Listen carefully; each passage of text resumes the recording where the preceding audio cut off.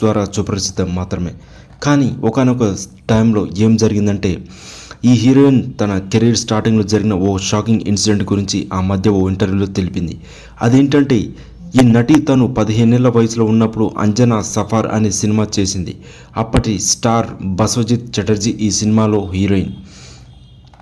అయితే కాగా ఈ సినిమా షూటింగ్ టైంలో ఆ హీరోయిన్ పెదవులపై బలవంతంగా ముద్దు పెట్టాడట. దాంతో రేఖ ఒక్కసారిగా షాక్కి గురై సెట్లోనే బోర్ను ఏడ్చేసిందట. అయితే అప్పటికే ఓ ఇంటిమేట్ సన్నివేశం చేస్తుండగా డైరెక్టర్ చెప్పాడని ముద్దు పెట్టుకున్నప్పుడు బసవజిత్ ఓ ఇంటర్వ్యూలో చెప్పాడు. సో అలా మొదలైంది మొత్తానికి రేఖ. ఒక హీరో వల్ల కెరీర్ స్టార్టింగ్లో ఉన్న రేఖ కన్నీళ్ళు పెట్టుకుంది. అది కూడా 15 ఏళ్ల వయసుకి. 69 ఏళ్ల వయసులోనూ బ్యాక్ టు బ్యాక్ సినిమాలతో రేఖ అదరగొడుతుంది.